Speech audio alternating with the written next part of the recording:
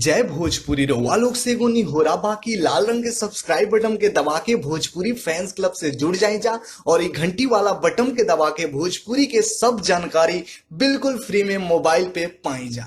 रउआ सब भोजपुरिया श्रोतागण के हम जीजी तिवारी जी भोजपुरी फैंस क्लब के माध्यम से प्रणाम करल बानी, लेके हाजिर बानी आप लोग के बीच में पवन सिंह के super duper hit international sad song के वीडियो कोई बात नहीं हो बेवफा के वीडियो रिव्यू। जी भैया, आप लोग के वीडियो रिव्यू शुरू करे से पहले कुछ खास बात बता देता नहीं कि पवन सिंह जी को वीडियो जारी कैले बड़े जौन की आप लोग अभी देखी जा। नमस्ते प्रणाम, हम बानी पवन सिंह।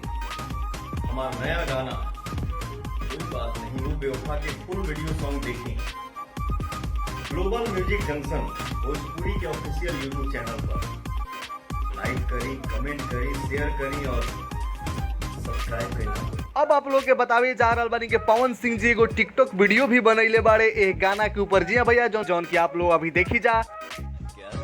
कोई बात नहीं, कोई बात नहीं, ओ बेवफा कोई बात नहीं।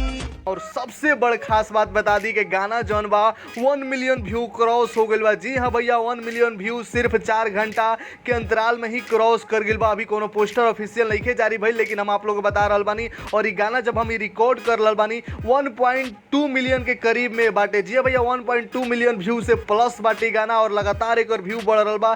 33,000 से ज्यादा लोग के लाइक कर दिले बा। और आप लोग को बता दी कि गाना के बहुत ही ज्यादा पसंद कर रहल बा लोग। 9,000 के करीब में लोग कमेंट कैले बा पर। तो चलिए गाना के वीडियो रिव्यू शुरू कर जाओ। वीडियो रिव्यू में बस अतने आप लोग बताइम कि ऐसा गाना भोजपुरी में केहू उम्मीद भी ना कैले रहे कि इतना शानदार क्वालिटी, इतना जबरदस्त क्वालिटी और इतना बढ़िया वीडियो भोजपुरी में देखे के मिली। और भोजपुरी गाना के भी ऐसा वीडियो बन सकता ये केहू ना सोचले रहे, ना कल्पना कैले रहे, जौन पवन सिंह जी कह के देखैले बड़े। जी हाँ भैया, आप लोग देखनी जा कई गो गाना बदनाम कर दोगी, नंबर ब्लॉक चल रहा है, ये लड़की सही है, लगातार बैक टू बैक इतना बढ़िया बढ़िया वीडियो दे रहे बड़े पवन सिंह जी। आज लॉकडाउन में भी फसल बड़े तबहू आरा में आप लोग गाना सुन लीजिए तोपला जवानिया ओढ़निया, ओकरो वीडियो का जबरदस्त बा। देसी चीज जहाँ पे देसी लोकेशन दिखल बा, ये सब तो मान ली के ये सब वीडियो पे खर्चा भइल बा, विदेश में जाके शूटिंग भइल बा, तो एगो अलग बात है ये भाई, तो ऐसा ये प्लस पॉइंट बाटे। लेकिन गाँव में रहते हुए भी इतना जबरदस्त क्वालिटी दे रहा बड़े वीडियो के पवन सिंह आजकल। इस सिर्फ एक ये बात कहल जा सकता कि भोजपुरी के स्टैंडर्ड के बढ़ा रहा बा। सिर्फ भोजपुरी में ही ना बल्कि भोजपुरी से बाहर भोजपुरी के कद्र हो रहा बा। और भोजपुरी के बाहर जब लोग कमेंट करते रहे कि ना वीडियो के क्वालिटी होला ना ऑडियो क्वालिटी होला, जे भोजपुरी पे लोग कमेंट करते रहे, भोजपुरी के बाहर के लोग ना सुने वाला भोजपुरी से चाहे अदर राज्य के होके, अदर भाषा वाला होके, अलग अलग लोग रहे जे बॉलीवुड सब कोई ताना कसत रहे और भोजपुरी के केहू कुछ मानत ना रहे। आज पवन सिंह जी स्टैंडर्ड दिला दिले भोजपुरी के भोजपुरी के कई टिकटॉक वीडियो पे भी आप लोग देखा तो जा जे कि हिंदी स्टार जे भोजपुरी ना सुनेला ना जानेला, फिर भी वो पवन सिंह के वीडियो पे डांस कर टिकटॉक वीडियो शेयर कर रहा बाड़े।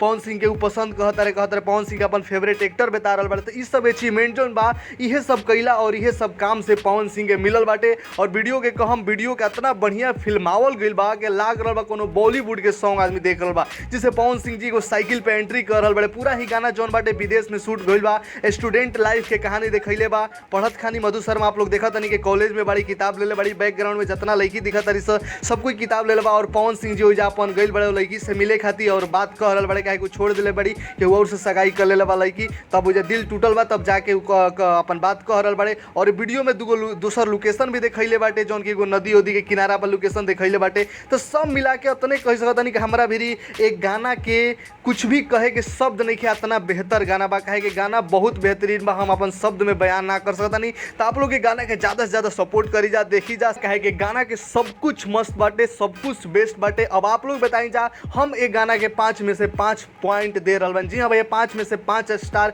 कहे कि 5 ही लिमिट होला, 10 हुई तो 10 भी दी थी। अब आप लोग कितना एक गाना के स्टार देम जा नीचे कमेंट सेक्शन बताई जा। आज तक आप लोग हम कोनो गाना के रिव्यू देवे नहीं, लेकिन हमें स्टार ना देवे नहीं, लेकिन हम एक गाना के डायरेक्शन हो गए, चाहे म्यूजिक हो के, चाहे वीडियो क्वालिटी हो के, चाहे पवन सिंह एक्टिंग हो के, चाहे कि प्रियंका सिंह के गायकी हो के, सब कोई के बेस्ट बाटे गाना में, तब ही गाना बेस्ट बा। और इतना कम समय में इतना व्यू बना के भोजपुरी में नया रिकॉर्ड रच दिले बा।